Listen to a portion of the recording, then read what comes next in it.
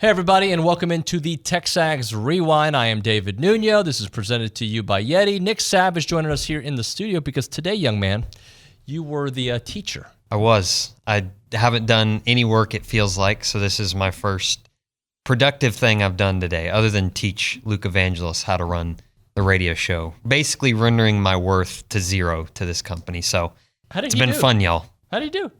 I mean, y'all got through the show, right? We did. Luke, can you put the camera on you and answer some questions? Oh, boy. Yeah, of course. How are you feeling comfortable there? Are you doing all right? Yeah, I felt good. Nick is a great teacher, like I've been saying. He's been helping me a lot since I got here, and it was a lot of fun. Did he tell you that you're supposed to send me what we're going to talk about on the Rewind? Well, I just assumed Nick was going to say it. You were going to let him speak, and, because Nick deserves more, and Nick should be speaking more. All right, Nick. So what do you think is going to be on the Rewind today? Well, I already know because OB was on there like he is every day. Yeah. I didn't hear it, so I don't know. Mark French was on there. I don't need to hear him. He's always good. Yeah. Right? CT, Chris Taylor. He's always good, too. I don't know what y'all talked about, but he was on there. And Billy, of course. He's always good, too. Yeah. Wow. So you didn't think about maybe having your app running while the show was going on so you could hear part of it? No. No? I don't need to. I know what happens every day. I can tell with my eyes. Well, I'm glad that you guys who are watching this don't have that philosophy. Check out the Rewind. I do have to say that I've been impressed with the way Mike Elko has gone to work. And, think about this. How long has he been on the job? A couple of weeks? 2.5 weeks, maybe, right? And he's made coaching changes, some what I think are positive changes to remove certain coaches and then to add coaches. He's been active in the portal. He's been visiting high schools and building relationships, or I should say rebuilding and repairing relationships. Yeah. And greeting his team, meeting with his team. He's doing all kinds of recruiting. I mean, you wonder how this guy has enough hours in the day to do the things he's had to address, and he's doing it. There is, I'm sure he's working with adrenaline, and I don't want to say tunnel vision because tunnel vision doesn't feel like, but putting his head down and just going to work. I bet he's drinking some of those monsters. You know what? I don't think he needs them. I think he's just built to do this. This is what he does. I bet he's drinking a lot of coffee, if nothing else. I like coffee. Yeah, I know you do. Coffee's pretty good. I do half calf often. Often, yeah. Yeah. Because I want to have more. That's my philosophy. I don't know if even that. Is there more calories in caffeine? No, it has nothing to do with calories. It's just I don't want to have over a certain amount of milligrams. How I am. I'm weird. Yeah, I know. Yeah, I'm weird. Well, I know you care about all those milligrams. I do care about milligrams. Yeah. What we're trying to do as a program is get to our first Elite Eight in program history, right? And so if we're going to do that, there's these certain mile markers along the way. Any team can get hot and make a round of 32, potentially even a round of 16 if you're talented enough. But to get to an Elite Eight, if you were to go back and study it, there's these little checkpoints. And I think that started in Disney. So we beat Penn State. You lose a slugfest to a Final Four team in FAU who brought back 11 of their 15 guys. And an Elite Eight team does not lose that Sunday against Iowa State.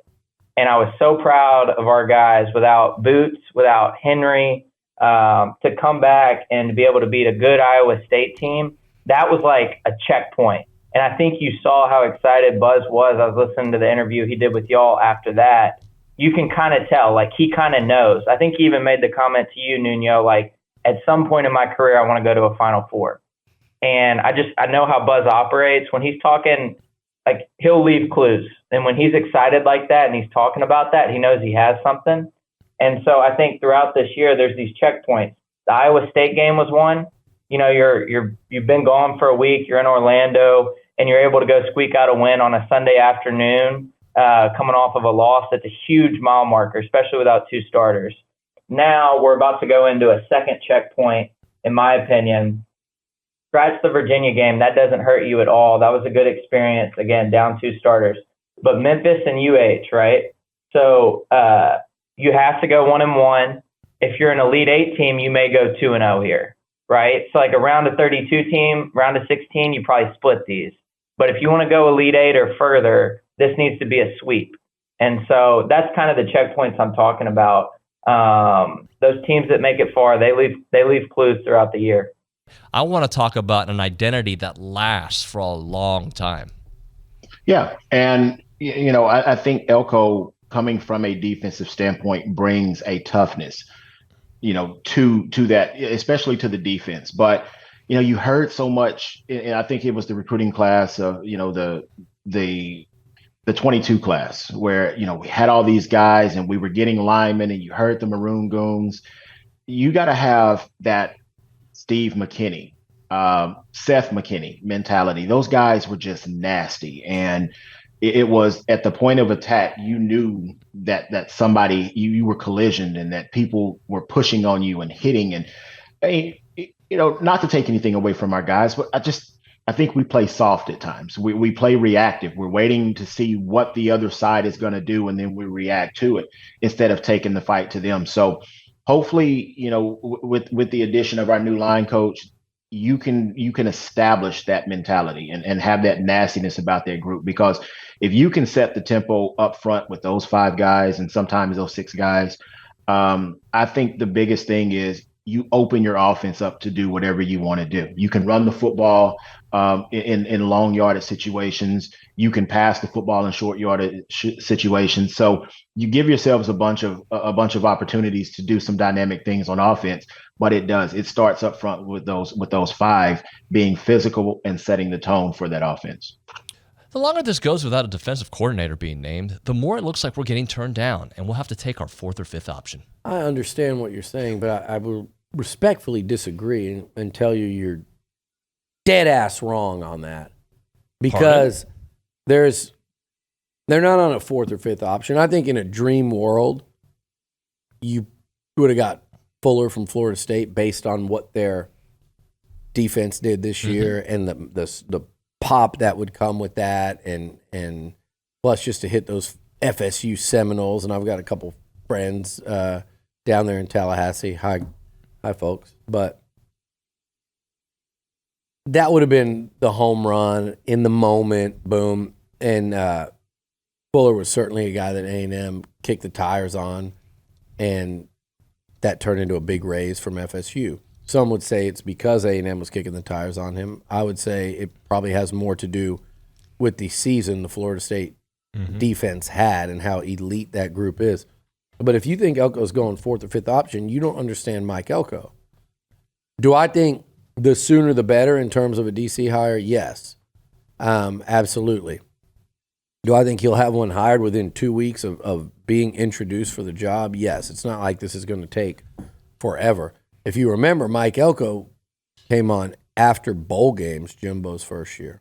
I think you'll see Elko have a DC, like I said, within the first 2 weeks of having the job. If not, by today, tomorrow, by the end of the weekend. So it's not him going to a 4th and 5th option. It's actually him trying to figure out what his options are.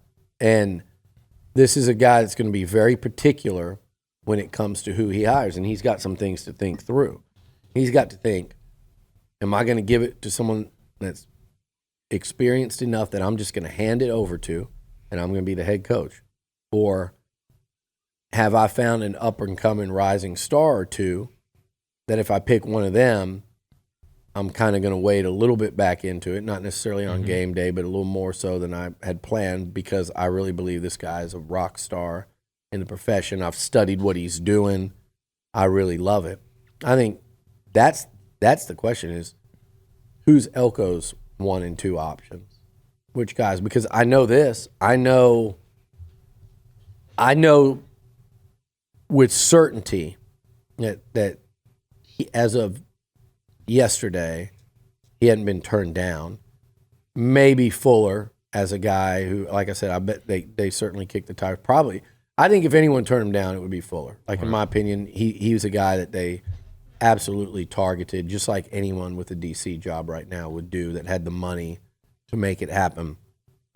That I would bet anything I had that's it. So if you think 4th or 5th option, maybe say they went after the hottest DC in the game, and they've got another group of guys that Mike Elko's trying to pick out of. And of that group, I don't think there's a name in that group that will turn him or A&M down. By the way, Especially, by the way, if you're a D coordinator right now, and what a better spot to come to sure. in terms of the talent you're going to have, even without Walter Nolan or Tyreek Chappelle or Fadil Diggs, the talent you're going to have playing in this league, the recruiting base, and to play for a defensive head coach like Mike Elko that you know is going to appreciate that side of the ball more so than most, but also is a guy that's going to, they're going to play football in such a way that it's going to look out for the defense. You're not going to be, this is not a up-tempo, try to get to 90 plays as fast as we can offense and practice spread out and nobody tackles in practice and does all that. We don't worry about fundamentals. You're going to a real place where they're going to play real defense and preach it day in and day out. All right, Nick, what do you think I'm going to ask you? Like, comment, subscribe. No, I wasn't going to ask you that. What do the people tell the people what to do? No, that's actually not a question. I was going to ask you, what are you doing this weekend? That was it. I'm going to New Braunfels, actually. Okay, I lost interest. Like, comment, and subscribe.